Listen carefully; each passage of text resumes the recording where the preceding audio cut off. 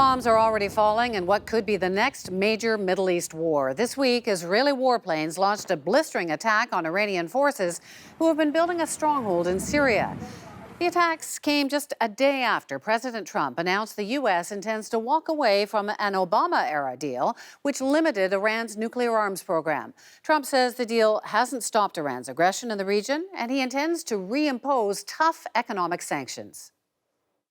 It exports dangerous missiles, fuels conflicts across the Middle East, and supports terrorist proxies and militias such as Hezbollah, Hamas, the Taliban, and al-Qaeda. America's allies in the Middle East have been locked in proxy wars with Iran for decades.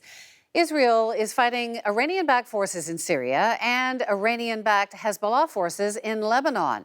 Saudi Arabia is locked in a bloody conflict with Iranian-backed forces in Yemen. Like Trump, the leaders of Israel and Saudi Arabia want Iran contained. So these files conclusively prove that Iran is brazenly lying when it says it never had a nuclear weapons program. I've seen that you called the Ayatollah Khamenei the new Hitler of the Middle East. Absolutely. Why? Because he wants to expand. He wants to create his own project in the Middle East, very much like Hitler, who wanted to expand at the time. Indeed, an anti-Iran coalition does seem to be gathering, and war is looming. Israel and Saudi Arabia are in. But will the Trump administration take part? You don't have to look further than Trump's remake of his National Security Council for clues. Moderates Rex Tillerson and H.R. McMaster were recently ousted, and hawkish Mike Pompeo and John Bolton are in. Bolton, in the past, has made clear he wants regime change in Iran. I think Iran is bringing us closer to war with its belligerent activity in Iraq. The Revolutionary Guard's Quds Force has been moving missiles into Syria that can hit any target inside Israel. Adding to an already explosive cocktail, tomorrow, world leaders, including Ivanka Trump and Jared Kushner, will attend the controversial opening of the new U.S. Embassy in Jerusalem, recently moved from Tel Aviv. The embassy threatens to reignite a Palestinian uprising in a region already readying for war. Joining me is the president of the National Iranian American Council, Trita Parsi. He was an informal advisor to the Obama administration during the negotiations with Iran and wrote a book about it. He joins us from Washington, D.C. So, Trita, we've got bombs dropping, we've got the embassy moving, we've got a deal coming undone. I'm wondering what's the ultimate agenda behind this? Are we talking about an effort towards regime change in Iran?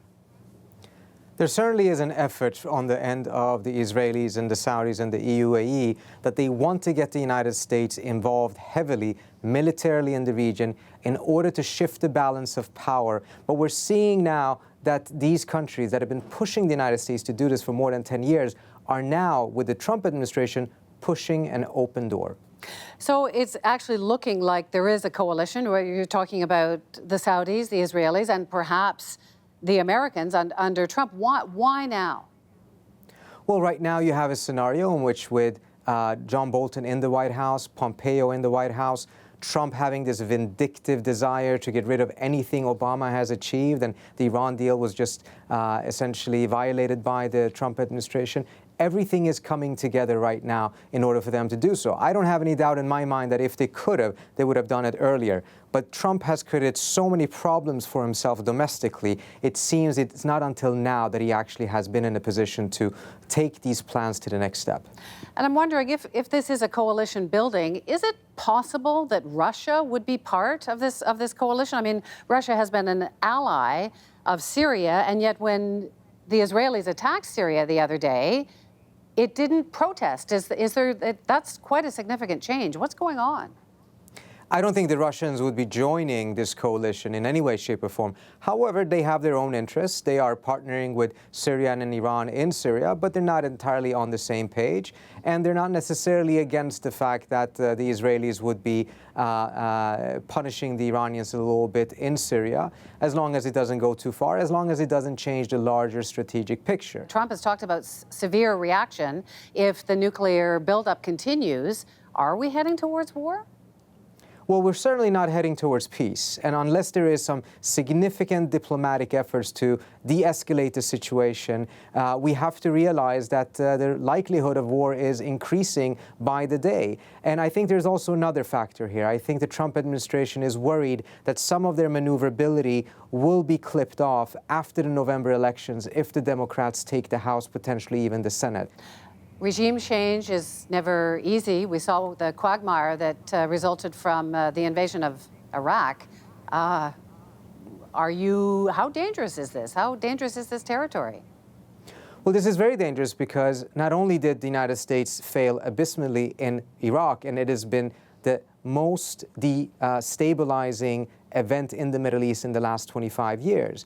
But in the case of Iran, you're talking about a country that actually has capacity to be able to fight back, but also to be able to escalate and to widen the war. That's why the Europeans in particular are very, very worried that this will lead to some form of a military confrontation on a regional scale, and that we will see not only the destabilization we saw after the Iraq war, but we will see something much worse, including massive refugee flows, and we saw how the refugee flows from Syria was already problematic enough for the Europeans. Imagine what it will be if you actually have a regional war.